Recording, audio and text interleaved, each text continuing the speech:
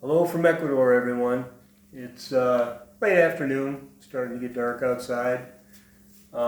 We've been pretty busy, as you can see, working on the stone wall. Almost to the ceiling now, almost finished with that. When I get done with this, I'll kind of point the camera around so you can see it. But it's been interesting. We've been shut down now for about 6 or 7 weeks. We've been fine. We've done well. We were prepared for it. So we're just working around the house and enjoying the beautiful view. Unfortunately, parts of this country are not as well off. If any of you have watched any of the news channels on YouTube about Ecuador, you'll see that down in Guayaquil, it's a very sad situation. And the numbers you see are not real. They only had a few thousand tests compared to what they needed.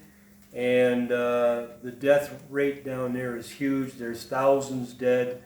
There's bodies stacked everywhere. They're putting them in refrigerated containers. They're doing mass graves. People are having bodies, family members in their homes for 2, 3, 4, 5 days before they get picked up. And of course, the aroma when it comes to that is not good. It's a horrible situation. And then on top of that, you add the fact that many of these people, especially in Guayaquil, there's a very high percentage of poor people. They live every day just, hand to mouth. And when they're quarantined and they can't work, they can't sell their little bowl of corn or their little braided bracelet, that feeds them for the day. So now they're in some very dire straits. Now to the point where they're starting to go against the bans. They're going out. They're doing things they're not supposed to do. A lot of it out of desperation, I understand that. But because of it, they're continuing to make the situation worse with the spread of the disease. Some of the visuals on YouTube are hard to watch. When we deal with things like this, yes, I know you want outside.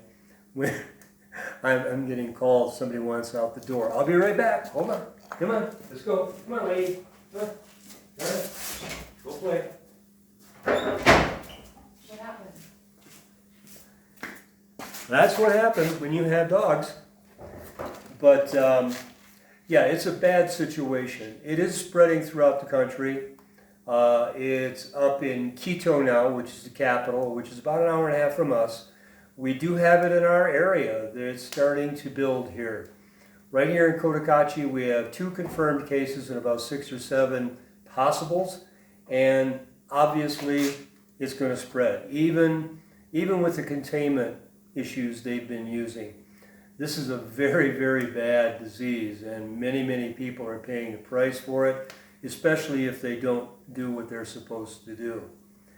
When we see the death around us, it's a little more stark than you will have in the States. When somebody dies there in a nice clean hospital, they're taken away somewhere, you really don't get that firsthand to look at it. Here, no, when you see bodies laying in the streets or family members lighting them on fire because they don't know what else to do with them, and just stacked one on top of another in mass graves, you realize how serious it really is. So to that point, when we watch the news channels in the States, which we do get here, and we see the ridiculousness of places opening up and everybody trying to go back to normal, I don't really think they understand how easily this is spread and how dangerous it really is. So we hope and pray that sound minds and reasoning take hold and everybody stays safe, and hopefully those in charge will do a better job of trying to protect the people. Of course, that being said, again, when you're out of work and you don't have any money, that's a bad situation too. This is not surprising to many of you who know us, and we know you, and we understand why and in many ways what is going on with this. And somewhere down the road, the inevitability. But still, it's hard. It's hard to see people you know, friends, family, get sick, die, be out of work. It's a bad situation. On top of that, because of the desperation now, in our own neighborhood, we have to be cautious. We had one robbery of a young sister and her husband here in the neighborhood. And people are getting desperate, so they do desperate things. So we have to go over and above our normal security issues to be careful. We are in a closed gate community, but that doesn't mean it's impervious. So we are all taking steps to help that. It's only going to get worse, and we know that. And then on top of that, if you've been looking at my Instagram since we got here, when we first got here and we ended up in Cahuenca, they had the riots, the paro, they call it here. And it was over gas subsidies and a few other things, and it was a pretty bad week or two. We were stranded for 10 days. It was hard to get home. There was rioting, fires. You saw the videos that I put on Instagram. You'll know what I'm talking about.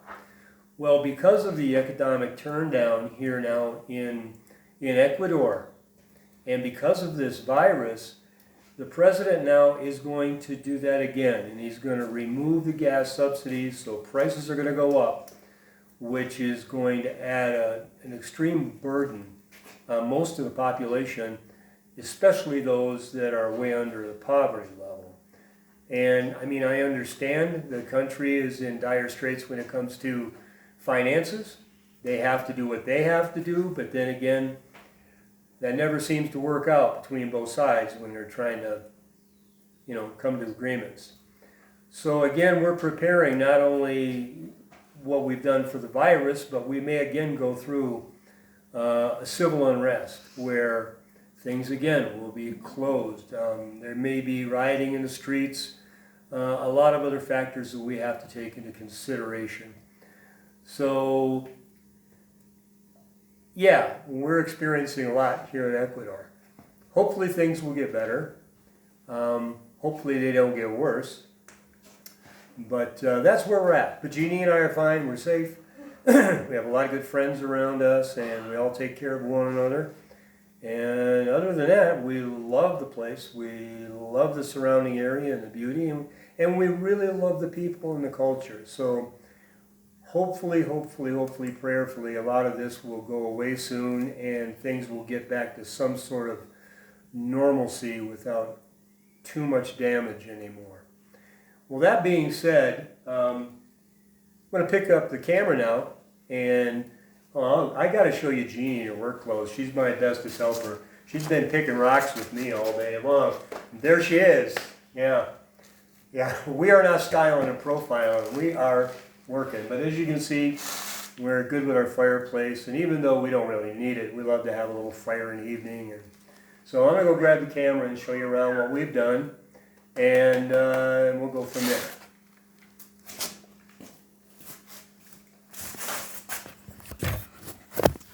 All right.